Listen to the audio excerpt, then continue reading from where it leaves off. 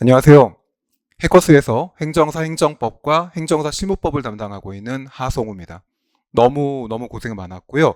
그리고 이번에 시험이 끝나신 분들은 이번 해설 강의를 통해서 행정사 실무법이 이렇게 출제가 됐구나. 그렇게 가늠하시면 좋을 것 같고요. 그리고 새롭게 또 시험을 준비하실 분들, 이번에 1차를 합격했거나 아니면 행정사라고 하는 그런 시험 자체가 궁금하신 분들도 이 해설 강의를 통해서 행정사 실무법이라고 하는 2차 과목이 어떤 형식으로 출제가 되는지 그런 가늠할 수 있는 기회가 됐으면 좋겠습니다. 너무나 고생이 많았습니다. 다시 한번 고생하신 거에 대해서 말씀드리고요. 이게 시험이라고 하는 게 그렇습니다. 두 과목을 100분 안에 써야 된다라고 하는 거. 결국은 저희가 이 행정사 실무법은 사무관리노가 같이 또 연결되기 때문에 50분이라는 시간 안에 이제 서술해야 될 문제가 생깁니다. 물론 저희 과목 자체가 사례형 문제가 있기 때문에 시간을 조금 더 할애할 수 있는 여지가 있을 수는 있겠지만 그럼에도 불구하고 50분 안에 이 많은 문제를 써야 된다라고 하는 거, 이건 진짜 어려운 과정이라 생각이 듭니다. 이제 그럼에도 불구하고 그 짧은 시간 내에 누구보다 상대적으로 좋은 답안을 써야 된다라고 하는 게 이 행정사 2차 과목의 숙명이라고 볼 수 있습니다. 다른 시험과 달리 이제 행정사 시험이라고 하는 것 자체, 이런 시험의 경쟁 시험이라는 점 때문에 좀 그런 부분이 있는 것 같기도 합니다. 자, 하여튼 여러분 잘 고민하신 대로 이제 고민이 끝났다고 볼 수 있고, 어떤 형식으로 이제 문제가 출제가 됐고 또 어떻게 구성해야 되는지 부분 지금부터 한번 시작해 보도록 하겠습니다. 올해 시험은 전체적으로 본다면은 중 정도의 난이도라고 볼 수 있습니다. 그러니까 행정심판법 자체가 아주 어려운 문제라기보다는 조금 공부가 됐던 분들한테는 주목했었던 내용이 나왔다는 점에서 그렇기도 합니다.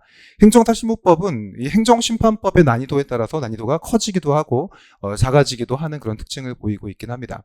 다만 이따가 보겠지만 이 행정사법은 그래도 좀 쉬운 문제가 출제가 됐지만 비동사건 절차법이 좀 문제였었죠. 거기서 이제 과태료란 얘기가 나오는 순간 많은 분들이 과태료 좀 생소하다 이런 생각이 들었던 것 같습니다. 하지만 그것도 기본적으로 재판이 가지고 있는 그 취소나 변경이라고 하는 일반적인 재판의 효력 이후에 나오는 재판의 취소와 변경 자체에 적용해서 쓰는 문제였기 때문에 그런 거를 좀 간파했다면 쉽게 쓸 수 있는 문제였는데, 사실 시험장에서 그런 걸 간파하기가 쉽진 않죠. 이런 부분 자체가 조금 어려운 게 아니었나 생각이 듭니다. 자, 여기까지가 기본적인 얘기였고요. 이제 문제를 통해서 어떻게 구성해야지 좋은 점수로 이어질 수 있는지 같이 한번 보도록 하겠습니다. 자, 먼저 그러면 문제를 같이 한번 읽어보고요. 그리고 1번의 양가로 1번 문제, 또 1번의 양가로 2번 문제, 그리고 2번 문제, 이번에 3번 문제 같은 경우도 두 개도 나눠졌었습니다. 3번의 양가로 1번 문제, 양가로 2번 문제, 그리고 마지막 네 번째 문제까지 차례차례 보도록 하겠습니다. 시작해 보겠습니다. 자, 문제 먼저 제가 워드로 한번 쳐봤었는데요. 여러분, 이게 이번에 나왔던 문제에 해당합니다. 간단하게 한번 내용을 볼까요? 문제 1에 해당하는 것이고요. 이 두 개의 문제가 행정심판법 문제였습니다. 법령에 따라 행정 권한을 위탁받은 A공사가 나오게 됩니다. 권한을 위탁받은 얘기 자체는 위탁받은 이 A공사가 바로 처분청인 행정청이 되는 겁니다. 그러니까 위탁 얘기는 여기서는 논점은 아니었던 것 같습니다. 물론 이 문제를 바탕으로 청구인 적격, 피청구인 적격 이런 형식으로 나올 수도 있죠. 그렇게 되면 이제 본안전 요건에 해당하는 적법 요건 또는 청구 요건에 대한 문제로도 나올 수 있는 겁니다. 위탁? 이거 위탁이라고 하는 부분이 위임이 될 수 있는 거니까. 근데 이 부분은 논점은 아니었었고요. 자, 근데 A공사가 지금 공익사업의 시행으로 이제 갑은 주거용 건축물이 수용될 수밖에 없어서 생활의 근거를 상실됐던 상황입니다. 결국 이 문제는 A와 갑과의 문제라고 볼 수 있습니다. 굳이 그려본다면 위에다 조그맣게 그려볼게요. A가 있고 그리고 갑이 있는 이런 상황이라고 볼 수 있겠죠. 자, 그런데 이 갑은요, 관련 법령에 따른, 자, 법령이 나오게 되죠. 법령에 어떻게 되어 있었었냐면, 사업시행자 이주대책 수립 실시 의무하고 이주대책 대상자에 대한 통지 의무를 규정하고 있었죠. 그러니까 결국은 요, 갑의 입장에서는 요 법에 따라 가지고 왜 나한테 그렇게 안 해주는 거 해가지고 신청을 한 겁니다. 자, 그런데 신청을 했는데, 이제 갑이 신청을 했어요. 갑이 신청을 했는데, 여기에 대해서, 그죠? 보통은 거부? 문제가 되는데 아무런 회신을 하고 있지 않은 거죠. 그러니까 지금 여기서는요, Z가 잠잠한 거예요. 잠자고 있는 겁니다. 이걸 이제 우리가 뭐라고 하죠? 처분의 부작위라고 얘기하죠. 근데 처분의 부작위가 되기 위해서는 일단은 신청 자체가 법령상, 조리상 신청권이 있어야지만 거기에 대해서 처분을 하지 않은 것 자체가 부작위가 되는 것이고, 거기에 대해서 거부했을 경우에 그 거부가 처분이 되기도 하는 겁니다. 매번 얘기했던 건데, 자, 이 문제가 조금 애매했던 이유가 보통은 거부 처분 후 출제가 되는데 이번엔 처분의 부작위가 출제가 된 겁니다. 처분의 부작위는 거부하고 되게 유사한 개념이라는 것만 좀 알고 있었다면 문제를 좀 쉽게 풀 수 있었었는데 이 부분을 좀 난감하게 본 분들도 있었던 것 같아요. 자, 어쨌거나 지금 A가 아무런 얘기 안 하고 있는 겁니다. 자, 이럴 경우에 자, 1번 문제입니다. 갑은 결국은 여기서는 청구인에 해당하죠. 갑이 A공사에 아무런 회신을 하고 있지 않음을 다투기 위해서, 왜 너 아무것도 안 하고 있어? 이걸 다투기 위해서 바로 이용할 수 있는 행정심판법상 구제수단이 무엇이냐 이렇게 얘기하고 있습니다. 근데 거기 괄호친 거 한번 보시게 되면은 가구제를 포함하라고 돼 있어요. 가구제제도, 임시구제제도라고 하는 건데, 여러분들 일단 이 문제를 봤을 경우 이게 무슨 말이지 생각하면 안 되고, 행정심판법상 구제수단은 3개밖에 없잖아요. 취소심판, 그 다음에 무효등 확인 심판, 마지막으로 그죠, 의무이행 심판이라고 하는 3가지가 있는데, 결국은 요 갑이 제기할 수 있는 행정 심판이 이 3가지가 모두 가능하냐? 이거를 물어본 거라고 볼 수 있고, 그 다음에 가구제 제도라고 하는 것은 어떻습니까? 그것은 집행정지하고, 그리고 행정심판의 경우는 임시처분 제도라고 하는 2가지가 있는 건데, 알다시피 어떻습니까, 여러분들? 자, 우리가 보통 신청에 따른 거부 처분의 경우에는 뭐가 인정되지 않죠? 집행정지가 인정되지 않잖아요. 그죠? 그러면 당연히 임시처분도 인정되지 않는 거란 말이에요. 그러면은 부작위의 경우로 할지라도 동일합니다. 거부 처분의 경우에 집행정지가 인정이 안 된다는 건 진짜 많이 말씀드렸던 건데, 바로 부작위의 경우라 할지라도 집행정지는 인정되지 않습니다. 결국은 이 문제는요, 일반적으로 행정심판법상 구제수단을 먼저 한번 파악하실 필요가 있고, 여기까지가 논점이고, 그 다음에 가구제를 한 번 더 언급해야 되는데, 결국 여기는 인정될 수 있고, 가구제라고 하는 것 자체는 미안하지만 인정되지 않아. 근데 인정되지 않은 것 자체를 논리적으로 만들어내는 거, 이 부분이 포인트였다고 볼 수 있습니다. 자, 물음 1번 같은 경우는요, 상대적으로 써야 될 게 되게 많았습니다. 왜냐면 먼저 여기서 부작위라고 하는 개념도 잡아내야 되고, 그 다음에 그 부작위에 대해 가지고 어떤 소송을 제기해야 되는지, 부작위에 대한 그 처분의 부작위가 인정되기 위한 요건들을 만들어야 되겠죠. 그 다음에 행정심판법상 3가지의 행정심판이 있다라는 거, 법으로 정해져 있는 행정심판입니다. 그걸 논해줘야 될 것이고, 그 다음에 그거 이후에 또 뭐죠? 그죠? 가구제 제도라고 하는 것 중에서 최소한 집행정지는 한 번 더 논해야 되겠죠. 이 3개가 같이 언급돼야 될 것 같습니다. 부작위에 대해서 논해야 될 것이고, 2번째는 행정심판의 종류, 그리고 마지막으로 그거 외에 그죠, 본안에 들어갔을 경우에 뭡니까? 집행정지의 신청이라고 하는 것이 가능할 수 있는데, 과연 이 사안에서 부작위의 경우에 집행정지라고 하는 것이 가능한지에 대한 이 3가지 논점 자체가 잡혀야지만 요 20점을 가져갈 수 있지 않을까 생각이 됩니다. 이게 1번 문제였습니다. 물음 1번. 근데 물음 2번 문제 보게 되면은 조금 다른 차원의 문제가 또 출제가 됐습니다. 갑은요, 위 물음 1에 행정심판과는 별개로, 자, 이제 요거는 끝난 겁니다. 자, A공사를 상대로 마찬가지로 또 A공사가 등장하죠.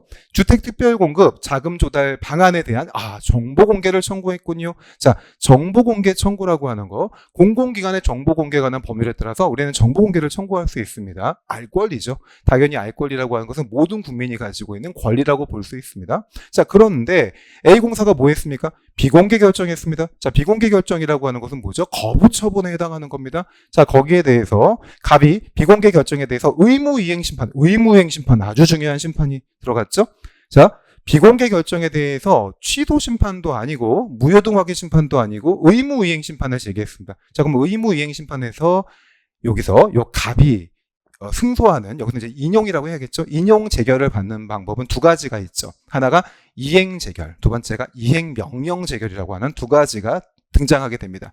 이행 재결을 다른 말로 처분 재결이라고도 하고, 또 이행 명령 재결을 처분 명령 재결이라고도 합니다. 여기서 아마 이행 명령 또는 처분 명령 재결을 받았을 것 같아요. 볼까요? 나왔습니다. 그죠?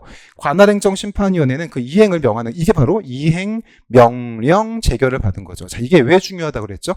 저희가 누누이 얘기했던 것 같습니다. 기본 이론부터 심화까지 쭉 이어지면서 얘기했던 건데, 요 의무이행 심판의 경우에 요 이행명령 재결의 경우, 그죠? 이것은 신청에 따른, 그죠? 거부였기 때문에 우리는 기속력이라고 하는 것이 생깁니다. 기속력의 효력 중에서는 반복금지요, 재처분 의무, 결과 제거 의무가 있습니다. 이 중에서 항상 신청이 전제가 되는 것은 재처분 의무가 생깁니다. 근데 그 재처분 의무를 다하지 않을 경우에, 그럴 경우에는 간접강제라고 하는 게 가능하죠. 행정심판위원회는 처분청인 행정청에 대해서 심리적인 압박을 가하는 배상명령을 내릴 수 있습니다. 이거를 간접강제라고 하고요. 그리고 또 강력한 게 하나 인정되는 게 있죠. 뭐죠? 그죠? 행정심판위원회가 직접적으로 처분을 할 수도 있습니다. 이 두 가지가 모두 인정되는 게 바로 뭐예요? 그게 바로 의무이행심판이죠. 바로 이거를 염두에 둔 문제였죠. 그러니까 의무이행심판의 경우에는 간접강제도 가능하고, 그리고 직접 처분이라고 하는 강력한 그 구제수단도 모색해 볼 수 있는 거죠. 다만, 자, 그러니까 여기서는요, 이행명령 재결이기 때문에 의무이행 심판에 따라서 간접강제도 가능하고 직접 처분도 가능한 사안이었어요. 근데 직접 처분의 경우는 무슨 말입니까? 행정청이 하는 게 아니라 누가 하는 거예요? 그죠? 행정심판위원회가 직접 처분을 해버리는 거잖아요. 근데 그거는 맨 마지막 요건이 있죠. 처분의 성질상 직접 처분이 불가능한 경우가 있어요. 바로 오늘 사안이 거기에 해당하죠. 왜냐하면 이 정보는 누가 가지고 있는 겁니까? A공사가 정보를 가지고 있는 거잖아요. 근데 이 A공사의 정보를 어떻게 알고서 행정심판위원회가 직접적인 처분을 합니까? 그러니까 이건 직접처분이라고 하는 요건에는 해당하지만 마지막 요건에, 그죠, 제한에 걸려버리기 때문에 직접처분은 현실적으로 불가능하다고 볼 수 있고, 결국 마지막 문제죠. 바로 행정심판법상 수단은 뭐가 있다? 그죠, 여기서는 간접강제가 가능할 수 있을 것이다. 이렇게 언급됐으면 좋은 점수로 이어지겠죠. 바로 행정심판법에서 보통 얘기했던 문제들이 출제가 됐는데, 뭐 결론적으로 이야기한다면 이것은 거부가 아닌 부지하기를 바탕으로 냈기 때문에 부지하기와 거부가 동일선상에서 같이 판단될 수밖에 없다라는 걸 간파했어야 된다라는 거. 그리고 거부의 경우에 있어서는, 그죠, 거부의 경우에는 집행정지가 인정이 안 되잖아요. 마찬가지로 부지하기의 경우에도 집행정지가 인정이 안 된다는 거 정도. 그리고 항상 저희가 기속력이 되게 굉장히 중요하다고 제가 수업 끝까지 얘기했던 것 같아요. 근데 여기서는 기속력을 넘어가 버리는, 기속력에서 뭐예요? 재처분 의무의 결과물에 해당하는 간접강제와 직접처분이 출제가 됐구나. 이렇게 생각하시면 되겠습니다. 자, 행정심판 같은 경우는 뭐 매번 이제 공부하면서 제가 말씀드리겠지만 전체적인 맥락을 알고 있다면 어디 부분이 출제가 됐는지 자신감을 갖고 볼 수 있습니다. 자, 이번 시험을 통해서 그런 부분에 대해서 좀 가늠했으면 좋겠습니다. 자, 이렇게 보는 거로 하고요. 이제 그럼 지금부터 1번의 양가로 1번 20점짜리 문제죠. 그 문제에 대해서 큰 목차를 만들어 보고, 그리고 세부적으로 어떻게 구성됐는지 제가 답안을 한번 만들어 보겠습니다. 자, 목차 한번 보도록 하겠습니다. 첫 번째 문제의 제기는 어떻게 하면 좋겠습니까? 지금 얘기했던 대로 바탕으로 한다면 지금 여기서는 값과 A와의 문제가 되는 건데요. 자, 값 같은 경우는 A에 대해서 지금 뭘 하려고 하는 거죠? 행정심판법상 구제수단을 모색하고 있는 겁니다. 자, 그러려면 먼저 그 부작위라고 하는 거의 성질이 처분의 부작위가 될 수 있는지가 될 수 있을 것이고, 그것이 이제 처분의 부작위가 됐다고 판단된다면 행정심판법상 구제수단으로 인정되고 있는 행정심판법의 종류가 무엇이 있는지, 시도심판, 그 다음에 무효동확인심판, 의무이행 심판이 있을 겁니다.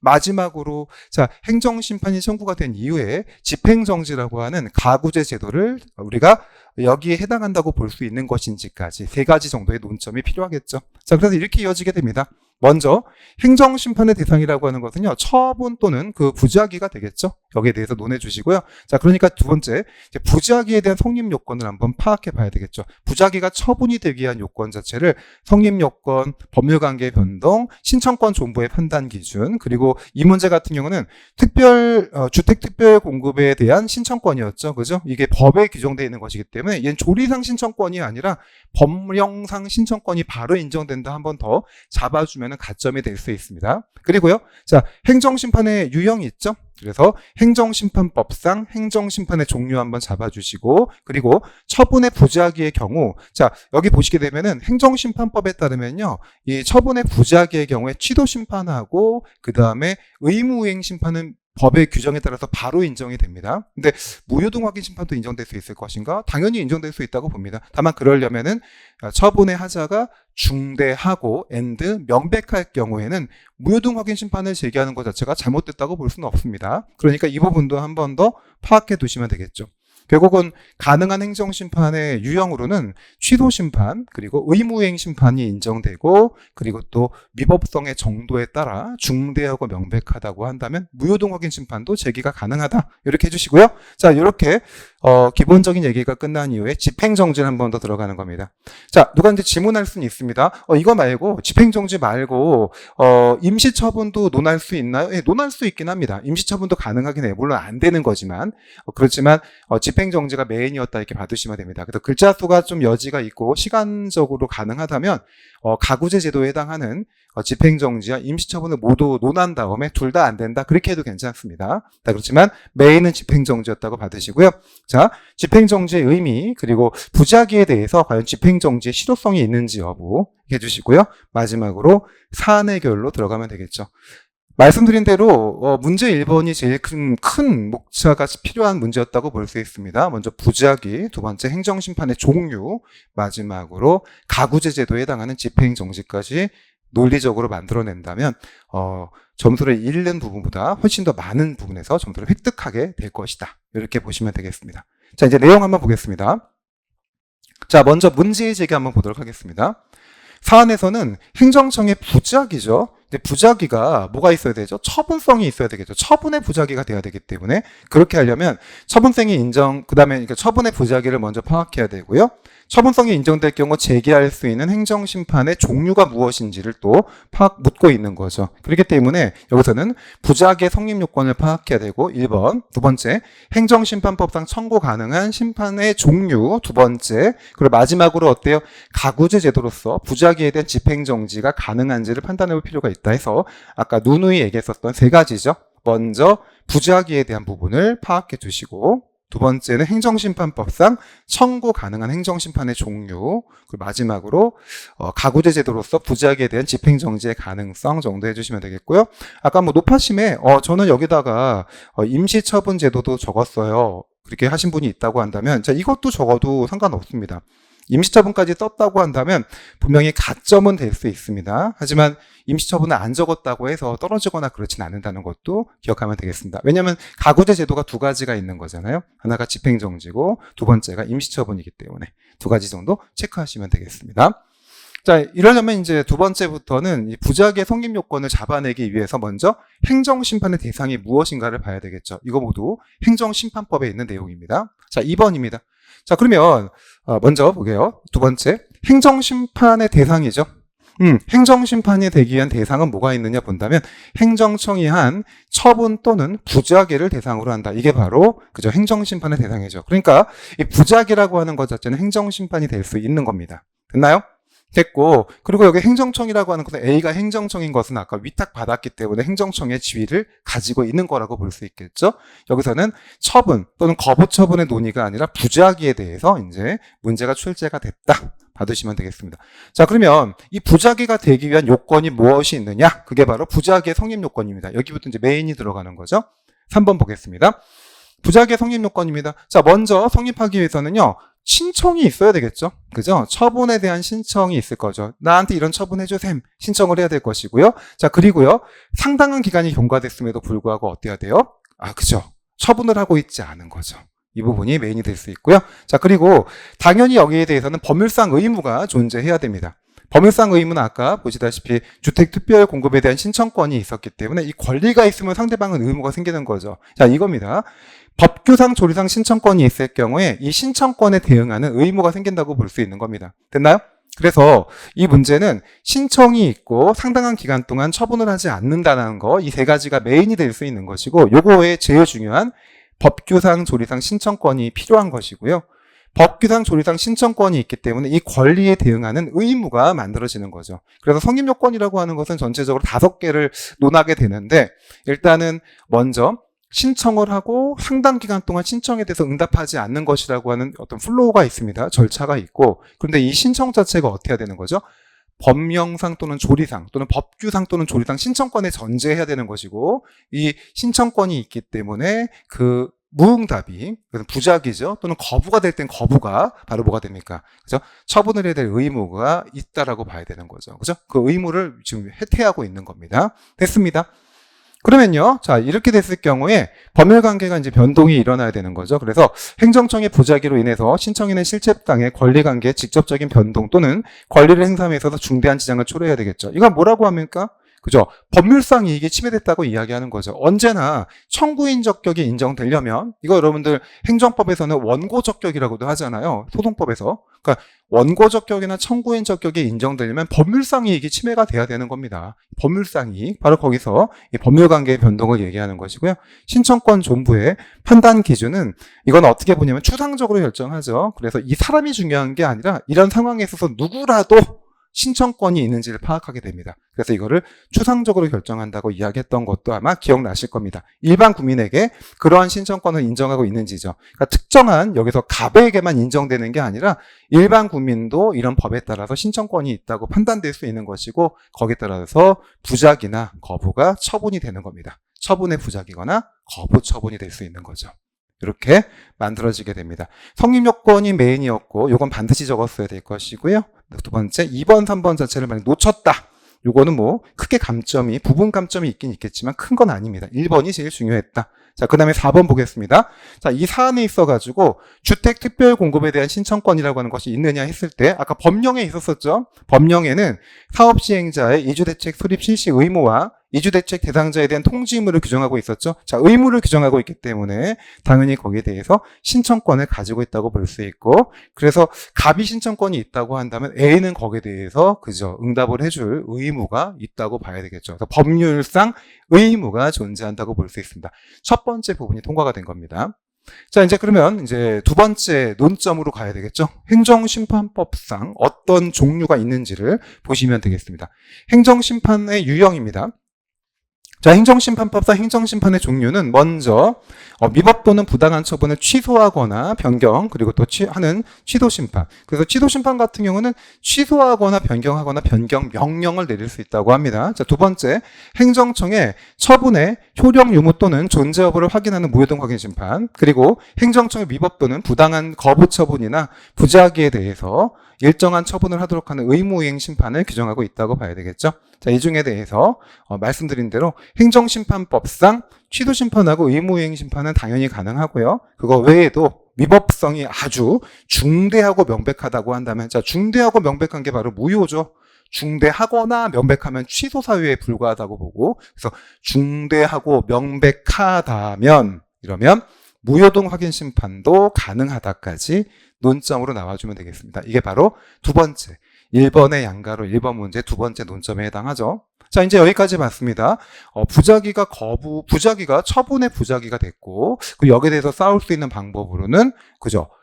일단은 취소심판, 그 다음에 의무이행심판, 그리고 무효등 확인심판도 경우에 따라 가능할 수 있는 것이고요. 자, 이 부분에 있어서 이제 집행정지가 가능하냐, 이게 문제가 됩니다. 자, 그럴 경우에 자, 집행정지의 의미입니다. 처분의 집행 등으로 인해서 중대한 손해가 생길 경우에 당사자의 권리 또는 이익을 보전하기 위해서 위원회가 처분의 효력이나 그 집행 또는 절차의 속행에 전부 또는 일부를 잠정적으로 정지하는 제도라고 봐야 되겠죠. 이게 바로 가구제 제도, 임시구제 제도에 해당합니다. 항상 법학에서의 가라고 하는 말은 임시란 말로 대체시켜서 생각하면 되게 좋아요. 그래서 가구제 그러면 임시구제, 가등기 그러면 임시등기 이렇게 볼 수 있습니다. 가구제 제도입니다. 자, 그런데 자, 부작위에 대한 집행정지의 허용 여부죠. 우리가 일단 알고 있는 것은 거부에 대해서는 집행정지가 허용되지 않죠. 왜냐하면 그 거부라고 하는 것 자체는 거부 처분이 됐을 경우에 거부 처분은 처분이 없는 거기 때문에 처분이 없는 상태에서 그 처분의 효력이나 그 집행이나 절차의 속행이라는 논하는 것 자체가 무의미해지기 때문에 그래요. 그러면 똑같은 겁니다. 부작위라고 하는 것 자체는 대체 처분이 어디 있습니까? 그러니까 처분이 없기 때문에 처분의 효력이나 집행이나 절차의 속행을 정지하는 것 자체가 무의미해질 수밖에 없는 겁니다. 그래서 아래쪽 보세요. 부작위의 경우는요. 처분의 부작위는 처분이 없죠. 존재하지 않기 때문에 처분의 효력이라든지 처분의 집행이나 절차의 속행이라고 하는 거를 정지하는 실효성이 아예 없는 거죠. 그러니까 돼요, 안 돼요? 안 된다, 이렇게 볼 수 있는 거죠. 여기까지가 결론입니다. 자, 처분의 부작위가 인정이 됐습니다. 그래서 행정심판법상 취소심판이나 의무이행심판, 그리고 경우에 따라서 무효등 확인심판을 제기했습니다. 하지만 집행정지는 안 된다. 결론을 일단 잡고 들어갈 필요가 있는 문제였습니다. 이 문제는 사례를 풀면서 정답을 만들어내는 게 아니라 먼저 사례를 봤을 때 이렇게 써야 되겠다고 먼저 결론을 내고 거기에 맞춰서 목차를 만드는 게 필요한 문제가 아니었나 생각이 됩니다. 자, 마지막으로 이제 사안 해결로 가겠습니다. 좀 깁니다. 법령에는 사업시행자의 이주대책 수립 실시 의무와 그리고 대상자에 대한 통지 의무를 규정하고 있죠. 법에 이미 규정하고 있기 때문에 바로 뭐가 되는 겁니까? 갑에게는 법령상 신청권이 있는 거죠. 자, 법령상 신청권이 있기 때문에 여기에 대해서 부작위했다고 한다면 처분의 부작위가 인정이 되는 겁니다. 그래서 자, 이에 대한 부작위가 처분의 부작위가 될 수밖에 없다. 첫 번째 논점. 두 번째입니다. 갑은 이에 대해서 행정심판법상 취소심판 가능하고 의무이행심판 가능하고 그리고 위법성의 정도에 따라서 중대하고 명백한 하자라면 무효등 확인 심판도 모색해 볼 수 있다. 두 번째 논점. 자, 마지막으로 다만 부작위의 경우라고 한다면 처분이 존재하지 않기 때문에 처분을 전제로 하는 효력이나 처분의 집행이나 절차의 속행에 대해서는 그저 실효성이 없다고 볼 수 있겠죠. 그래서 가구제 제도 중에 하나인 집행정지가 실효성이 없어서 부정될 수 없다. 마지막 논점. 이렇게 3개의 논점으로 1번의 양가로 1번을 끝내야 되지 않나 생각이 됩니다. 여기까지였습니다. 자, 1번의 양가로 1번 문제 좀 어땠어요? 양이 좀 많았습니다. 그죠? 제가 봐도 써야 될 것 자체가 상당히 많았다고 볼 수 있는데, 그러니까 지금 로마자 목차로서 지금 6까지 나갔죠. 그죠? 문제 제기에서 사안 해결로 이어지는 거 늘 얘기했던 바로 그 부분까지 이어졌다고 볼 수 있습니다. 자, 이제 그럼 두 번째 문제 볼까요? 1번의 양가로 2번 문제에 해당하는 건데, 이 문제는 이제 기속력을 전제로 하는 거죠. 기속력이 생겼는데 그 기속력의 효과에 해당하는 재처분 의무를 다하고 있지 않을 경우의 문제, 바로 의무이행 심판에 있어서 간접강제나 직접 처분을 논의하고 있는 거죠. 자, 목차 한번 보겠습니다. 자, 문제의 제기를 한번 본다면 사실은 이 문제는요, 제가 볼 때는 여기 두 가지 제가 간접강제하고 그 다음에 직접 처분을 적었는데요. 만약에 이 문제를 진짜 자세하게 쓰겠다, 우리 시험과 같이 아주 뭐 시간에 압박이 없는 굉장히 뭐 한 문제 갖고 1시간을 써야 될 문제다. 그렇게 되면은 사실 요 사이에 이 문제는 먼저 기속력을 먼저 한번 얘기해야 될 것 같고요. 기속력이라고 하는 것 자체가 효과가 3가지가 있잖아요. 반복금지요, 재처분 의무, 그리고 결과 제거 의무라고 하죠. 요거를 초식으로 저희는 결 이렇게 얘기했던 것 같고요. 재처분 의무는 항상 신청에 대한 거부거나 부작위의 경우에 그때 이제 재처분 의무가 생기는 것인데, 재처분 의무를 다하지 않을 경우에, 이럴 경우에 간접강제라든지, 그죠? 두 번째 뭐예요? 직접 처분이라든지 이런 부분 자체를 모색해 볼 수 있다가 저희가 늘 얘기했던 것 같아요. 자, 기속력은 인용의 힘이잖아요. 기속력은 인용의 힘이고 재결의 주문과 그 재결의 이유에 미친다고 볼 수 있고, 누구를 기속해 버리죠? 그죠? 바로 처분을 행한 그 행정청, 처분청을 구속하는 힘이 있는 거를 기속력이라고 하는 겁니다. 근데 기속력은 요 재처분 의무를 가져오게 되고, 오늘 사안은 재처분 의무가 생기는 겁니다. 왜냐하면 정보 공개를 청구했기 때문에 거기에 대해서 이제 간접 강제하고 직접 처분이 생긴다. 요거 많이 얘기했던 것 같습니다. 근데 요 간접 강제하고 직접 처분의 공통점은 다 신청을 해야 되겠죠. 청구인이 신청해야 되는 것이지 직권으로는 절대 안 된다라는 거. 그리고 여기 아까 말씀드렸지만 요 직접 처분은 언제만 가능하다? 얘는 의무이행 심판에서만 가능합니다. 우리 법에 그렇게 되어 있기 때문에 그 의무이행 심판의 경우에만 가능하다. 근데 오늘 사안이 의무이행 심판이기 때문에 간접 강제하고 직접 처분은 모두 모색해 볼 수 있다 할 수 있겠고요. 다만 직접 처분의 성질이 그죠, 해당하지 않죠. 처분의 성질 자체가 정보를 공개하는 거기 때문에 행정심판위원회는 정보를 가지고 있지 않은 기관이기 때문에 한계가 있을 수밖에 없다. 그렇게 정리하면 되겠습니다. 자, 그래서 일단은 문제 제기에서 본다면, 일단은 인용에 대한 재결을 받았다고 한다면 인용 재결에 따라서 의무가 있는데 지금 A가 그 의무를 다하고 있지 않은 겁니다. 그럴 경우에 간접 강제와 직접 처분을 모색해 볼 필요가 있다. 왜냐하면 의무이행 심판이기 때문에 그렇다. 간접 강제의 경우에는 3가지가 가능해요. 취소 심판에서도 가능하고, 그죠? 취소 재결의 경우에만 가능합니다. 다만 여기서도 기억나시나요?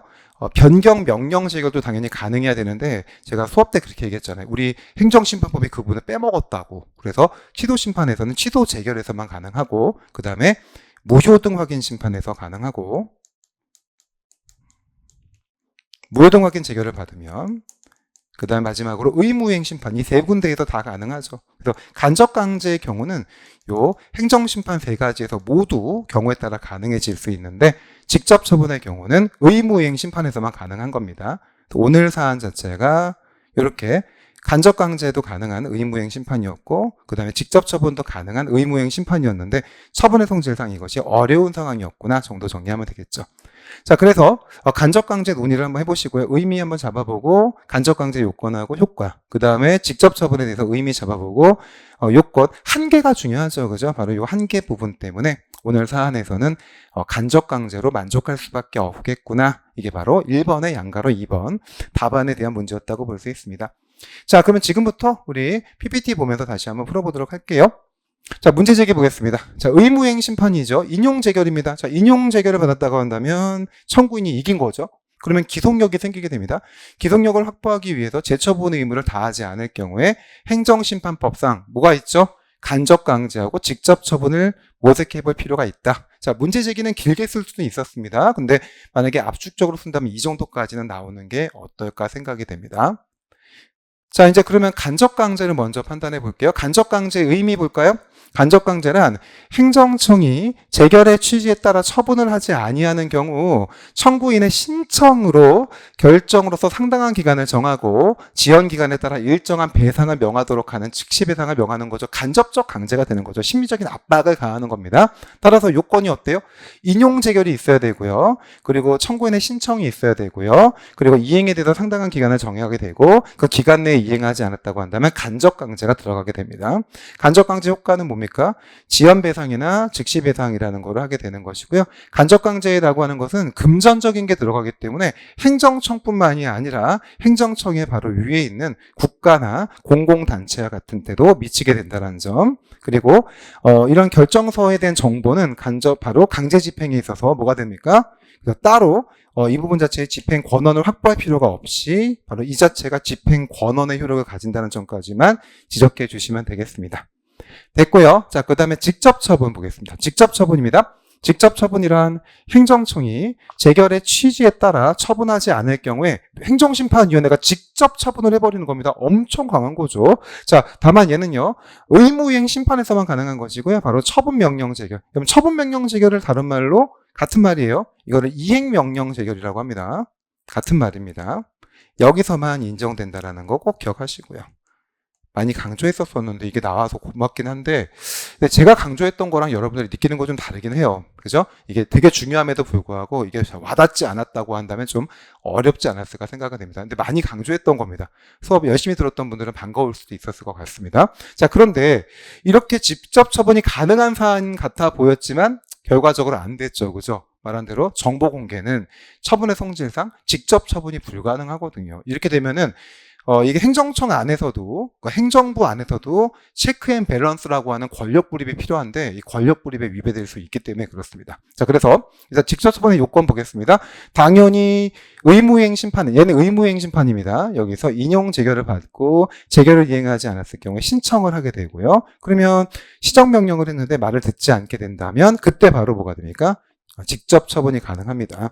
그리고 처분의 성질이나 그 밖에 불가피한 사유로 행정심판위원회가 직접 처분을 할 수 없는 경우라고 해야 되겠죠. 그죠? 그래서 마지막 요 한계가 부분이 6번 부분이 요건이기도 하지만 한계가 되는 거죠.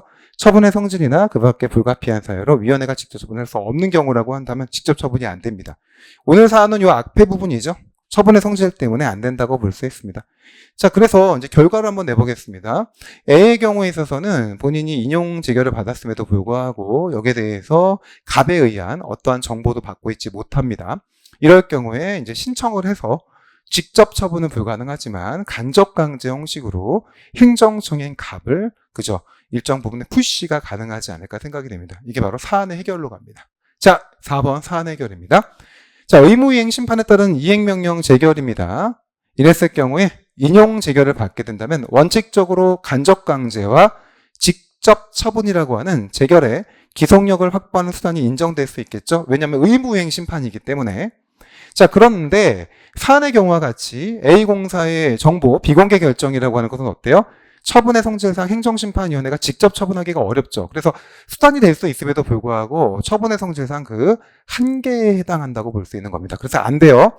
다만 인용 재결이 있었고 처분에 이제 간접강제 요건 행정심판위원회가 결정으로서 상당한 기간을 정했음에도 불구하고 A공사가 기간 내에 어떠한 처분도 하고 있지 아니한다고 한다면 갑은 간접강제 신청해야 되는 거죠. 간접강제는 직권으로 되는 건 아니기 때문에 신청을 할 수 있는 것입니다. 여기까지죠. 따라서 갑이 취할 수 있는 행정심판법상 실효적인 구제수단은 직접 처분은 안 되는 것이고 간접강제만 가능한 것이다. 이렇게 정리하게 된다면 논제 1번의 양가로 2번 문제도 자기만의 점수로 확보할 수 있게 됩니다.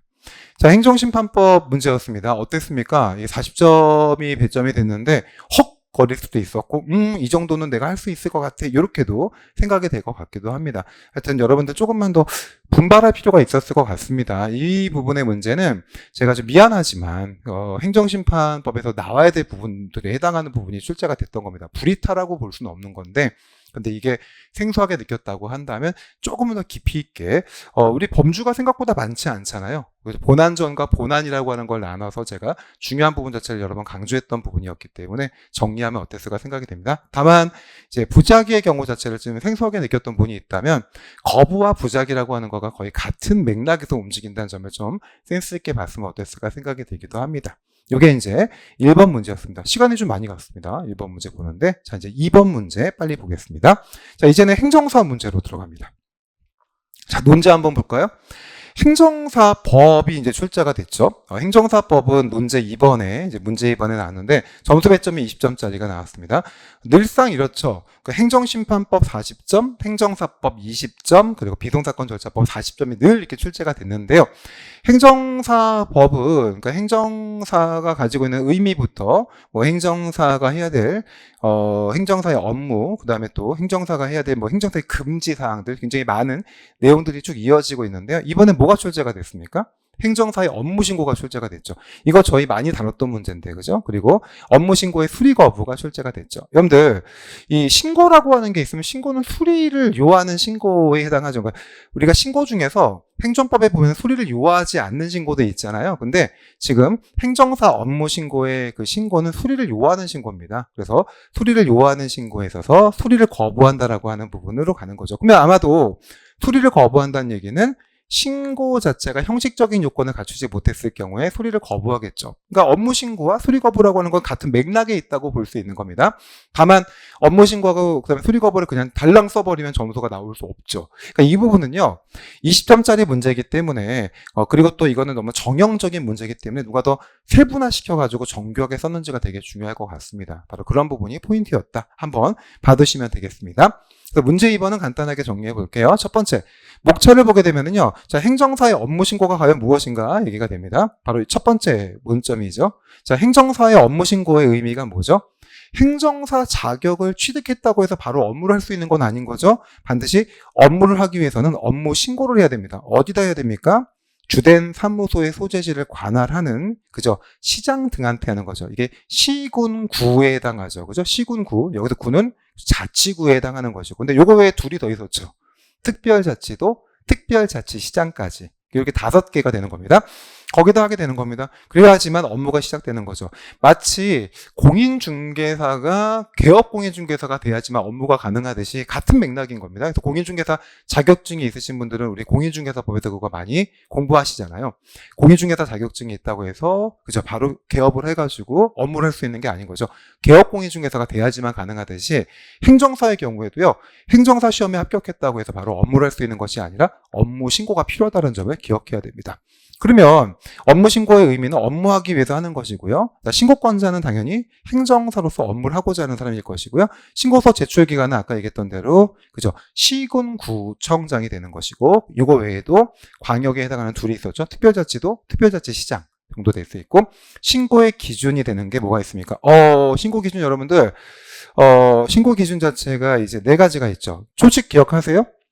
자결 실행 기억하시나요? 많이 했던 거죠. 자결 실행. 그래서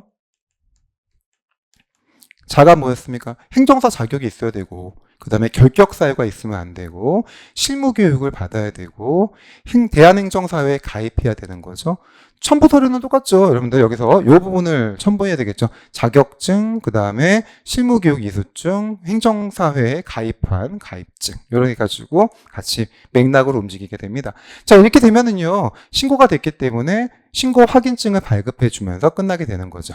여기까지가 업무 신고입니다. 그러니까 업무 신고는 이렇게 정리가 됐을 때 고득점으로 갈 수 있지 않을까 생각이 되고요. 업무 신고의 수리 거부는 뭐다? 그죠? 위에 나와 있는 신고 기준이 흠결이 있을 경우에 수리를 거부하게 되는 거죠. 이거 정리하시면 되겠고요. 그리고 요 두 가지 정도가 좀 가점이 될 수 있습니다. 신고 수리 간주는 꼭 기억해야 되는데요. 신고를 했어요.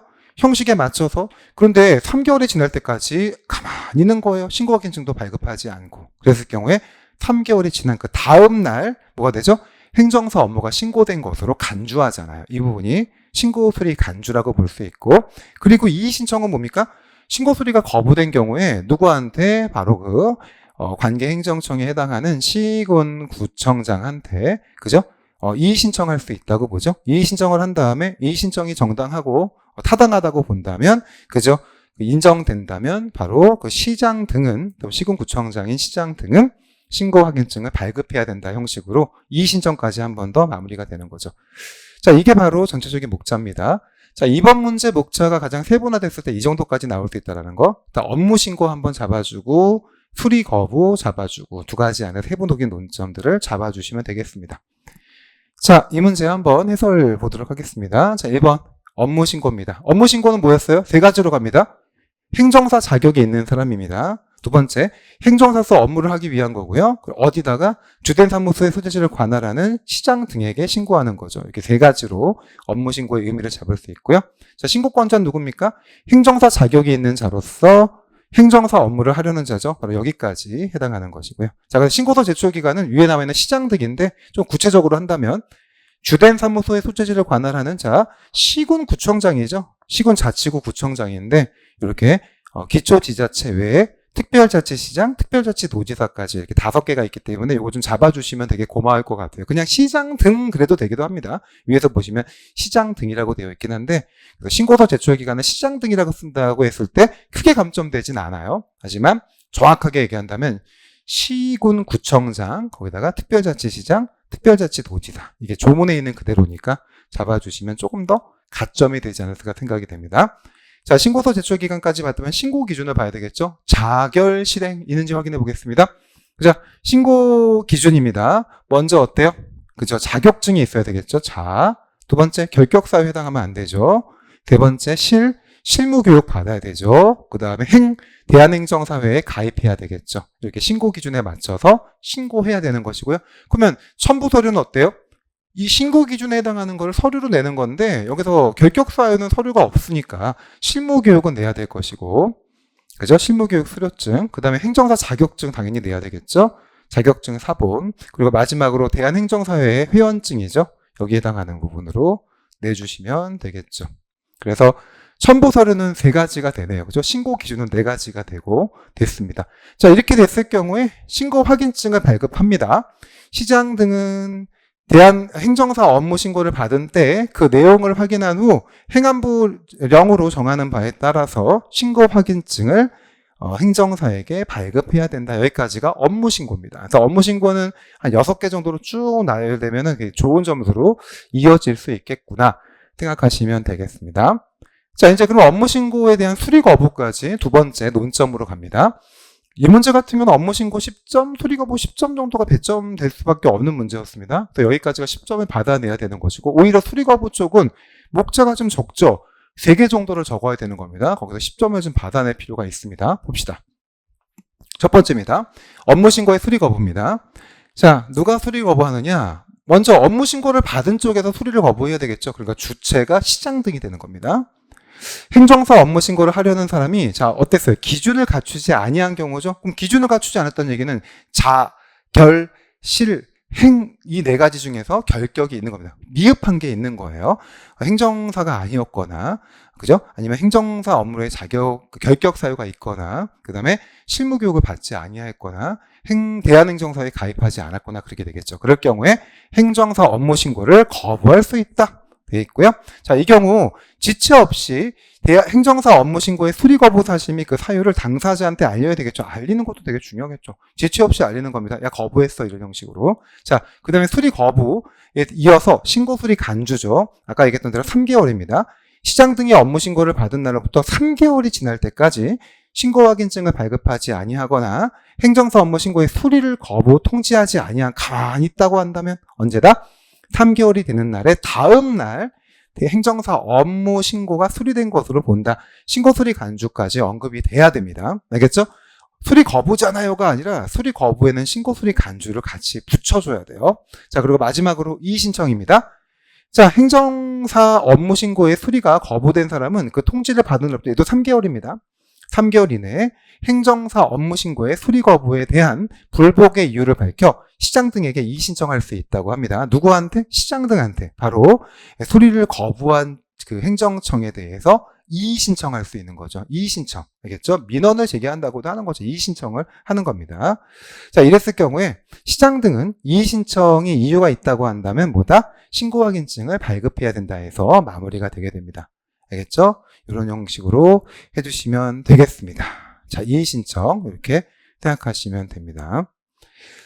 그래서 이제 수리 거부라고 하는 거가 3가지 항목, 그리고 이제 업무 신고가 6가지로 이어졌었는데, 이렇게 좀 나눠서 봤을 경우에 좀 더 점수에 있어서 가점이 되지 않을까 생각이 됩니다. 물론 중요한 부분은 업무 신고의 그 메인에 해당하는 행정사 자격이 있는 자가 업무를 하기 위해서 누구한테 시장 등에 대해서 신고하는 거, 어디에 있는 주된 사무소의 소재지를 관할하는 시장 등에게 신고하는 걸 업무 신고라고 하는 거죠. 이제 그 정의는 반드시 잡아야 될 것이고요. 그 다음에 수리 거부는 왜 하는 거죠? 이 신고가 바로 형식적인 요건을 갖추지 못했을 경우에 신고를 받은 시장 등이 거부할 수 있는 것을 수리 거부라고 합니다. 그 정의는 먼저 잡아두시고 구체적인 내용들 자체로 항목을 만드는 것이 고득점의 포인트였다. 이렇게 보시면 되겠습니다. 자, 이제 문제에 해당하는 3번 문제, 4번 문제입니다. 바로 비동사건 절차법 문제인데요. 자, 이 문제 좀 볼게요. 자, 이 3번 문제가 좀 되게 어려워 보였어요. 그죠? 왜 그러냐면 과태료를 딱 보는 순간 여러분들 이게 되게 두려웠던 거예요. 왜냐면은 저희가 이제 비동사건 절차법은 제가 매번 얘기했지만 총론에서 다 출제가 돼요. 근데 물론 한번 제가 이거 외에도 어떻게 보면 GS 2기의 마지막 문제를 과태료 재판으로 냈던 이유가 과태료라고 하는 것 자체가 사실 총론 쪽 얘기는 아니지만 좀 의미가 있어서 냈던 거기도 합니다. 근데 거기서 보면은 일반적인 비동사건 절차법과 달리 과태료 재판의 경우에 있어서는요, 우리가 보통 비동사건 절차법에 있어서는요, 이유를 붙이지 않은 결정으로 하잖아요. 근데 과태료 재판은 이유를 붙인 결정으로 하거든요. 이런 것 좀 구분해 주세요라고 정리가 했었습니다.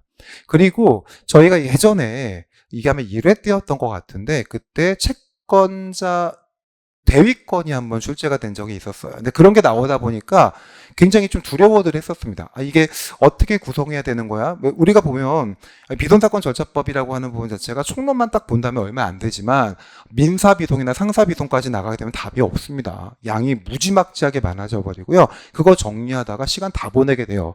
제가 이렇게 조언했던 거 기억하세요? 그래서 결국은 총론에 있는 내용으로 적용하는 게 되게 중요한 겁니다. 과태료가 무엇이, 아마 아까 얘기했던 대로 과태료 재판의 포인트 하나는 물론 보통 일반적인 결정에는 이유를 붙이지 않지만 과태료 재판은 이유를 붙인다. 그거 정도 하나. 그 다음에 과태료 재판이 약식 재판하고 정식 재판이 있다. 그런 것만 딱 기억해 두고 나머지 부분은 일반적으로 뭐였습니까? 비동사건 절차법의 절차에 따라 하게 되는 거예요. 비동사건 절차법이 제기가 되고 그 다음에 심리를 하게 되고 그 다음에 결정으로 가는 거잖아요. 똑같아요. 그 부분은. 자, 오늘 문제가 바로 그거였어요. 이거 너무나 아쉽게 푸신 분들이 있을까봐 그래요. 자, 뭐죠? 지금 문제를 보게 되면은 과태료를 부과해가지고 지금 문제가 물음 1번 보세요. 법원입니다. 그럼 법원이 추후 과태료 재판을 어떻게 하는 겁니까? 취소 또는 변경하는 거예요. 자기가 한 재판을 취소 또는 변경할 수 있니? 이게 문제가 된 겁니다. 그러면 이게 가능하니? 첫 번째. 그러면 가능하다고 한다면 어떤 이유에서 가능한 거야? 시기는 언제까지 가능한 거야? 그리고 취소 변경할 수 있는 법원은 누가 되는 거야? 여러분 이거거든요. 이건 뭘 물어보는 거죠, 여러분? 이거 좀 어려운 건데 저희가 민사 소송하고 비동사건을 대비시켜서 되게 많이 했었죠. 자, 어떤 점의 차이가 있습니까? 재판의 효과에 있어서, 효력에 있어서. 일반적인 민사법원은 기속력도 있고 기판력도 생겨요. 근데 비동사건은 기속력도 없고 기판력도 안 생기죠. 여기서 이제 문제가 중요한 게 뭐냐면, 여기서 기속력은 되게 재밌습니다. 여기서 지금 얘기하고 있는 부분 이거예요. 취소 변경이라고 하는 것은요, 재판 자체를 스스로 취소할 수 있는지죠.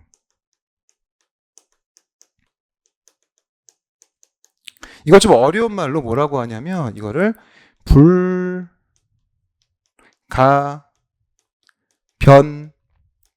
불가변력이라고 하거든요. 바꾸지 못하던 힘입니다. 이 불가변력이라고 하는 것 자체가 행정심판 같은 경우에 있어서는 행정청한테 얘기가 되는 거지만, 지금 법원에 있어서는 바로 법원 스스로가 취소할 수 있는지, 불가변력이 있는지에 대한 문제인데, 이거 없죠, 여러분들, 불가변력이. 그래서 직권으로 법원에서 취소할 수 있습니다. 다만 그 취소하기 위한 요건이 있기는 있죠. 어떤 요건에서 취소할 수 있게 됩니까? 그죠? 법원에서 재판을 하다 보니까 나중에 자신이 행한 그 과태료 자체가 재판이 위법 또는 부당하다고 인정될 때에는 직권으로 할 수 있다고 해줍니다. 그러니까 이거 가능한 거예요. 그러니까 과태료라고 하는 거에 주목하면 안 됐던 것이고, 일반적인 비선사건에 대한 재판은 취소 변경이 가능한 거잖아요. 이거 어디서 찾아야 되는 거죠, 그러니까? 재판 딱 보게 되면 여러분들, 저희가 이건 뭐 기본 이론에도 있었고 압축된 교재도 있었고 GS 문제도 많이 했었지만, 재판의 취소 변경이 바로 출제가 된 거라고 보시면 됩니다. 그걸 써주시면 됐던 거거든요. 아쉽죠, 그죠? 만약에 그런 거를 좀 놓쳤다고 한다면, 제가 볼 때 이 문제 3번이 좀 제일 좀 애매했다고 볼 수 있어요. 문제 4번은 포괄적이었고, 송달의 문제는. 그래서 이렇게 돼야 되는 겁니다. 가능합니다. 다만 사유는 뭐죠? 그러니까 이건 가능하고요. 사유는 언제 가능한 거예요? 그죠? 아까 왜 가능한 겁니까? 그죠? 바로 자기가 한 재판 자체가 보니까 이건 내가 위법 또는 부당하다고 스스로 인정하는 거죠. 자기 스스로가 해버리는 겁니다. 그러니까 취소나 변경이라고 하는 거죠. 자, 그래서 취소나 변경이 가능하고요. 시기는 언제까지 가능한 겁니까? 확정 판결이 있기 전까지 가능한 거죠. 자, 그걸 누가 하는 거죠? 취소 변경할 수 있는 법원은 바로 과태료 재판을 한 법원에서 하는 거죠. 다만 이 법원 자체를 센스 있게 봐야 됩니다. 1심 법원에 하나죠. 그래서 항고 법원의 경우에는 불가능하고 1심 법원에 한해서 스스로가 취소할 수 있는 거죠. 이게 다예요. 자, 취소 변경 가능합니다. 자, 얘는 불가변력이 없죠. 비선사건은 민사소송과 달리 기속력도 없고 기판력도 없고 다 모든 것이 인정이 안 되잖아요, 일반적으로. 그런 부분이었습니다. 그리고 사유는 스스로가 자기가 한 과태료 재판이 위법 또는 부당하다고 판단됐기 때문에 직권으로 할 수 있는 것이고, 언제까지? 확정 판결이 있기 전까지죠. 자, 그 다음에 취소 변경할 수 있는 법원 자체는 자기가 하는 것이고, 다만 1심 법원에 한다고 하는 거. 이렇게 썼어야지만 10점을 받아갈 수 있었죠. 두 번째, 그럼 이 효과가 뭐가 되느냐? 당연히 취소 변경하게 되면 효과는 뭐죠? 실질적으로 취소가 되고 변경되는 거죠. 자기가 바꿔버리는 거니까. 그건 그대로 써주시면 되겠고. 자, 제한 사유는 두 가지가 있었죠. 하나가 뭐였죠? 그죠? 처음에 여러분들, 이게 재판이 시작될 때 신청에 의해서 재판이 시작됐을 경우에, 이것도 우리 몇 번 다뤘던 겁니다. 그랬을 경우에 법원에서 이거를 신청을 각하한 경우에 있어서만큼은 뭐다? 취소 변경이 제한된다고 했었던 것 같고, 두 번째, 여러분들, 즉시 항고는 뭐가 있어요? 그죠? 확정 차단효가 있잖아요. 그죠? 근데 아까 제가 뭐라 그랬죠? 요 시기라고 하는 거를 확정 판결을 받기 전까지라고 했었는데, 확정 차단효가 있기 때문에 즉시 항고의 경우에 있어서만큼은, 즉시 항고로 불복할 수 있는 경우는 그죠? 바로 재판을 여기서 자기가 한 판결 결정을 취소 또는 변경할 수 없다고 하죠. 이 두 가지 정도의 한계를 좀 집어주면 어땠을까 생각이 됩니다. 자, 이 문제가 바로 좀 난이도가 있는 문제였는데, 중요한 것은 뭐였다? 여기서는 과태료라는 것에 주목하는 것이 아니라 바로 뭐다? 재판의 취소 변경이었구나. 여기서 포인트가 잡혀야 돼요. 다시 한번. 이 문제는요, 과태료라고 하는 거에 주목하는 순간 문제가 어려워졌었던 거예요. 자, 다시 한번요. 이 문제는 과태료라고 하는 거에 주목하는 것이 아니라 어디에 주목했어야 된다? 그죠? 바로 재판의 취소와 변경에 주목했어야 될 문제고, 재판 중에서도 여기서는 결정이죠. 그죠? 비선사건 절차법에 따라서 민사법원에서의 결정을 취소, 변경할 수 있느냐, 이 문제로서 집중했어야 될 문제였던 것이다. 이러면 풀 수 있었었는데, 과태료에 주목하다 보니까 어떻게 써야 될지를 좀 난감했던 분들이 많았을 거라고 생각이 됩니다. 네. 당연한 겁니다, 그게. 뭐, 짧은 시간 내에 공부하면서 원하는 답을 그대로 쓰는 거 쉽지 않죠. 하지만 이렇게 정리한 부분을 좀 바탕을 두시고 향후 공부의 포인트를 잡으시면 어떨까 생각이 됩니다. 자, 그러면 지금 얘기했던 대로 정리하면 됩니다. 볼게요, 먼저. 자, 먼저 물음 1번 보겠습니다. 자, 비선사건 절차법에 있어가지고 추후 과태료 재판을 취소 변경할 수 있는지 가부, 두 번째 뭐죠? 그 사유, 그 다음에 시기, 마지막에 법원은 어느 법원이냐가 되는 거죠. 자, 먼저 첫 번째 볼게요. 과태료 재판은 취소 변경할 수 있는지 여부. 자, 일반적으로 법원은 기속력 때문에 못해요. 하지만 2번이 포인트죠. 과태료 재판의 경우는 기속력을 갖지 않는 것이 원칙이기 때문에 당해 법원은 자신이 행한 과태료 부과를 직권으로 취소 또는 변경할 수 있다. 이걸 써야 되는 거였고요. 자, 사유는 자, 비선택권 절차법 19조 1항인데 이거 안 써도 돼요. 조문은. 자, 뭐죠? 법원은 재판을 한 후 그 재판이 위법 또는 부당하다고 판단이 된다고 한다면 조문에 그대로 있는 거예요. 이를 취소 또는 변경할 수 있는 거죠. 이게 사유에 해당하는 거죠. 자, 다시 한번 변경할 수 있고요. 그 사유는 본인이 한 과태료의 부과가 위법 또는 부당하다고 판단됐을 경우에 스스로가 직권으로 취소 또는 변경할 수 있는 겁니다. 자, 그러면 시기는 언제까지냐? 아까 말씀드린 대로 재판이 확정되기 전이면 언제나 가능하다고 봅니다. 이 부분이죠. 취소 변경할 수 있는 시기. 비선사건 절차법상의 재판이 취소 변경은 재판 확정 전이면 언제든지 가능하고요. 자, 취소 변경할 수 있는 법원은 뭐예요? 바로 과태료 재판을 한 당해 법원, 해당 법원 바로 그 법원이죠. 그래서 처음 과태료 재판을 한 1심 법원에 한한다고 봅니다. 즉 항고 법원은 취소 변경의 권한이 없다고 보죠. 이거 좀 잡아주면 좋았겠죠. 1심 법원에 한해서 취소 변경이 가능하다. 그래서 과태료 재판의 경우도 일반적인 비동사건에 따라가기 때문에 1심 법원이 하게 된다. 자, 이게 포인트였던 거죠. 과태료에 주목하는 것이 아니라 재판의 취소 변경에 주목했어야 되는 것이고 이 재판의 성질이 과태료 재판이었던 거예요.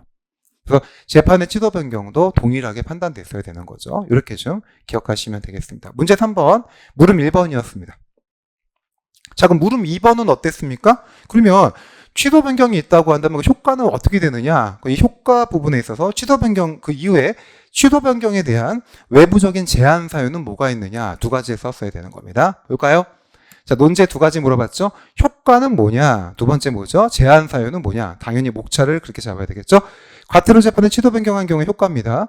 자, 비선사건 절차법상 재판의 취소 변경은 법원이 직권으로 하는 거죠. 그리고 효력은 재판의 효력을 소멸시키거나, 왜냐하면 취소가 되면 효력되고 변경되면 뭐죠? 새로운 내용으로 대체되는 거죠. 그러니까 실질적으로 변경하는 효과가 있는 거죠. 이거 어려운 거 아니에요. 취소됐으면 효력을 소멸시키는 거고 변경했으면 새로운 내용으로 대체되는 거죠. 그렇기 때문에 실질적인 변경의 효과가 있다 해주시면 되겠고요. 자, 취소 변경의 제한 사유까지 꼭 정리해야 됩니다. 두 가지 있었습니다. 신청에 의해서만 재판을 하여야 하는 경우라고 한다면 신청을 각하한 재판은 신청에 의하지 아니하고는 이를 취소 또는 변경할 수 없다. 이거 기억나시나요? 이게 첫 번째. 두 번째 어때요? 즉시한 거는 어때요? 확정 차단효가 있죠. 근데 말한 대로 이 재판의 취소 변경은 확정 판결이 있기 전까지 가능한데 그게 확정 차단효가 있기 때문에 즉시한 거의 경우는 불복을 할 수 있는 재판이라고 한다면 그때까지는 이를 취소 또는 변경할 수 없게 해서 확정 차단효를 가지고 있는 거죠. 이 두 가지를 언급해야지만 또 다른 10점을 가져갈 수 있지 않을까 생각이 됩니다. 자, 이거 5점 5점씩이라고 봐야 되겠죠. 그죠? 두 가지 모두 적어야지만 5점을 다 받을 수 있었고 첫 번째 부분에 있어서도 이 내용 자체가 직권 취소와 변경의 효과이기 때문에 취소의 효과가 무엇인지 변경의 효과가 무엇인지를 정리하시고 마지막으로 실질적으로 변경하는 효과가 있다라고 마무리해 줘야지만 점수를 가져갈 수 있는 문제였다. 이게 바로 문제 3번입니다. 자, 문제 3번이 상징하는 부분은 제가 좀 느끼는 부분은 이런 건 있습니다. 뭐냐면 기본적으로 약간의 사례 같은 느낌이 들긴 했죠. 그죠? 그냥 단문으로 나온 게 아니라 법원은 사법상 의무를 위반한 갑에게 해가지고 갑이 딱 등장하는 순간 이게 뭐야? 이런 생각이 들기도 했을 것 같습니다. 하지만 이 문제는 사례형을 빙자한 단문형 문제였다고 볼 수 있습니다. 제가 또 주목했던 것은 여전히 이제 비동사건 절차법이라고 하는 부분에서 출제자들도 민사비동이나 상사비동과 같은 그런 복잡한 부분 자체를 내는 걸 두려워할 수밖에 없다라는 점. 그렇기 때문에 비동사건 절차법은 앞으로 계속해서 어때요? 절차적인 부분을 잘 상세하게 알고 있을 필요가 있습니다. 어떤 문제가 나와도 그 절차에 맞춰가지고 적용해서 설명하는 능력, 철저하게 분량은 줄이되 자세하게 공부할 필요가 있는 것이 바로 오히려 비동사건 절차법이 아닌가 생각이 되고요. 향후 그런 부분을 통해 가지고 절대 이 부분 자체를 상대적으로 점수를 올리는 방법이지 떨어지지 않게끔 만들어 가보도록 하겠습니다. 자, 문제 3번 문제. 자, 의미가 있는 문제였습니다. 이번 13회 문제는 이 비동사건 절차법이 두 문제가 다 애매했어요. 4번도 애매했었거든요. 4번으로 확인해보고 마무리해 보겠습니다. 4번은 이렇게 출제가 됐습니다. 송달이 출제가 됐습니다. 송달. 와, 이 송달이라고 하는 것도 되게 특이한 게 송달은 다양하죠. 송달이 뭐죠? 알리는 거죠. 그럼 뭘 알리는 걸 송달이라고 하는 거죠? 송달의 개념부터 잡아야 되는데, 송달이라고 하는 것은 법원에서 송달을 보통 해요. 그래서 법원에서 당사자한테 서류를 통지하는 행위를 송달이라고 합니다. 되게 다양한 서류가 있겠죠. 뭐 메인이 되는 것 자체가 바로 법원의 판결 재결, 어떤 재결서를 송달하는 경우가 있겠죠. 그게 이제 송달에 해당하는 것이고, 그거 외에도 여러분들 뭐 기일을 통지하거나 이런 것도 있고 되게 다양합니다. 그래서 비선 사건에 있어서의 뭐 재판의 고지도 이제 보통 알리는 거라고 볼 수 있고, 이런 부분에서 이제 송달이라고 하는 것이 되게 다양한데, 송달의 기준이 무엇인지를 잡으란 문제였습니다. 그래서 저는 해설을 보시게 되면은 이제 송달의 개념하고 구별 개념 정도, 그 다음에 이제 비선 사건에서 재판의 고지의 특징, 그 다음에 송달의 방식 정도를 잡아왔는데, 뭐 지금 얘기한 것이 좀 복잡하다고 한다면 마지막에 해당하는 송달의 방식을 먼저 하나 딱 잡아주셔도 메인이라고 보셔도 될 것 같습니다. 자, 한번 보겠습니다. 자, 먼저 송달의 개념이요. 송달의 개념은 당사자한테 어떤 그 서류로 보내게 되는 걸 송달이라고 합니다. 서류를 법으로 정한 방식으로 보내는 거죠. 근데 구별 개념 정도는 플러스 알파 정도가 되는데, 공고하고 송달은 좀 달라요. 공고라고 하는 것은 당사자가 아니라 얘는 일반인한테를 공고하는 거라고 볼 수 있고요. 그래서 공고는 대상자가 다른 것이고, 송부라고 하는 것은 송달보다 좀 더 편한 거를 송부라고 합니다. 그래서 문서를 그냥 보내는 거를 송부라고 하고, 엄격한 방식을 송달이라고 합니다. 그래서 구별 개념에서 공고는 일반인한테 하는 거고, 송부라고 하는 것은 송달보다 좀 더 완화된 방법이다 해주시면 되겠습니다. 자, 비선사건 절차에서 재판의 고지, 야 우리 재판하자. 원칙은 뭐다? 재판하자라고 하는 것 자체가 엄격한 송달이 아니라 그냥 적당하게 알리면 되고, 요 예외에 있어서 바로 송달이라는 개념이 들어가게 됩니다. 그래서 기일을 통지할 때는 송달해야 되고요. 그리고 이 송달도 기본적으로 어떤 송달입니까? 우편 송달, 교부 송달 이런 거, 또 통달함 송달을 원칙으로 하는 것인데, 만약에 주소를 모른다 또는 그 주소지에 갔는데 항상 그 사람이 없다고 한다면 공시송달이라는 방법으로 바뀌게 됩니다. 바로 그래서 이 송달의 방식에서 다시 한번 마무리해 주면 됩니다. 원칙은 뭐다? 송달은 엄격한 방식으로 가고 민사소송법을 준용하기 때문에 먼저 송달하는 방법은 우편송달이 있고, 해볼게요. 원칙은 우편송달이에요. 이게 원칙이고, 또는 교부송달이라는 게 있죠. 교부송달은 뭐죠? 우편송달이라고 하는 것은 등기나 내용 증명을 통해서 보내는 거고, 교부송달은 직접 와서 드리는 거를 교부송달이라고 하고요. 그 다음에 마지막으로 송달 하나가 송달함 송달이라는 것이 있습니다. 이게 세 가지 정도를 이제 원칙으로 하고요. 세 가지 중에서 선택할 수 있는 거죠. 근데 예외는 뭐예요? 이렇게 우편송달이나 교부함 송달이나 송달함 송달이 불가능할 경우에 있어서는 외부적으로 알리는 송달을 이제 공시송달을 치고 있는 거죠. 공시송달이 있다 해주시고, 공시송달도 마찬가지로 민사소송법을 준용하고 있는데, 얘는 바로 법원 게시판에다가 알리는 거죠. 이렇게 법원 게시판한테 공지하는 방법으로 취하게 되죠. 이게 바로 예외에 해당합니다. 송달의 방식 정도 하나 꼭 기억해 두시면 좋겠죠. 이 문제는 송달에 관한 것이기 때문에 송달의 개념, 그 다음에 송달의 방식 정도를 해주시면 되겠습니다. 구별 개념은 플러스 알파 점수라고 볼 수 있겠고요. 그럼 이 부분을 바탕으로 해가지고 다시 볼까요? 재판의 고지 같은 경우에 기본적인 원칙은 송달의 방법이 아니다. 하지만 예외에서 기일의 통지 같은 경우, 기일의 통지는 어떤 거예요? 심리를 한번 해보려고 합니다. 근데 그러려면 알려야 될 거 아니에요. 야, 너 지금 10월 5일 날 나와. 이렇게 하거나, 그럴 경우에는 이렇게 원칙은 우편송달, 교부송달, 송달함 송달로 가는 것이고, 이 사람을 모른다 한다면 공시송달 형식으로 법원 게시판을 이용하게 된다가 될 수 있겠죠. 알겠죠? 이런 형식으로 만들어 간다면 송달에 대한 전체적인 내용이 됩니다. 자, 어때요? 비선사건 절차법이 좀 난감했죠? 이번에도 송달 부분 자체 잘 쓰기 쉽지 않습니다. 솔직히 얘기해서. 왜냐하면 우리가 보통 알고 있는 그런 패턴의 문제가 아니라 포괄적으로 출제가 됐기 때문에 그래요. 이런 부분 자체를 좀, 그러니까 말씀드린 대로 짧고 굵게 공부할 필요가 있다는 점, 그 안에서 모든 걸 잡아낼 수 있게 하는 것이 필요하지 않을까 생각이 됩니다. 자, 송달의 개념부터 하나씩 확인해 보겠습니다. 송달입니다. 송달이란 당사자 그 밖의 이해관계인에게 절차상 필요한 서류를 법으로 정한 방식에 따라서 통지하는 행위를 말하는 거죠. 그렇기 때문에 되게 다양합니다. 이 서류를 알릴 때는 다양하죠. 기일을 통지할 수도 있고, 또 맨 마지막에 결정문을 또는 결정서를 통지하는 방법도 있기 때문에 송달이라고 하는 것은 하나만 있는 건 아닙니다. 다양한 서류를 보내는 방식을 송달이라고 한다. 됐습니다. 그럼 구분하는 개념에 있어서 두 번째, 공고는 아까 어땠어요? 공고라고 하는 거는 일반인한테 하는 게 공고라고 했었고, 자, 송부는 어땠습니까? 송부라고 하는 거는 서류를 보내는 것은 맞는데 바로 엄격한 방식이 아닌 거를 송부라고 한다. 이렇게 해서 구별 개념에서 두 가지 정도 잡아주시면 점수를 좀 더 가져갈 수 있고요. 메인은 아니긴 합니다. 자, 그 다음입니다. 자, 비선 사건 절차의 재판의 고지. 자, 이제 재판하자! 이렇게 하는 재판의 고지는 굳이 송달이 아니라 법원이 적당하다고 인정하는 방법으로 고지하면 됩니다. 이게 이제 원칙인데, 자, 예외에 있어서 어때요? 기일을 통지하는 경우는 반드시 어때야 된다? 통달에 의해야 된다. 이렇게 얘기할 수 있고, 이 송달 방법이 아까 했던 대로 뭐였어요? 그죠? 우편 송달, 교부 송달, 그 다음에 송달함 송달 등이 있다고 볼 수 있고, 공시 송달은 어떤 겁니까? 그죠? 고지를 받아야 될 사람에게 토지 불명 등의 사유가 있을 때의 경우에는 바로 공시 송달의 방법을 취하게 되고, 이 공시 송달은 아까 법원 게시판에다가 알리는 거라고 했었죠. 이 부분 자체가 이제 송달의 포인트라고 볼 수 있고, 그래서 이거를 바탕으로 송달의 방식을 써주시면 됩니다. 아니면 송달의 방식을 먼저 쓰고 그 다음에 비선사건 절차에서의 재판의 고지 등으로 이어가도 크게 문제가 되지는 않습니다. 자, 송달의 방식입니다.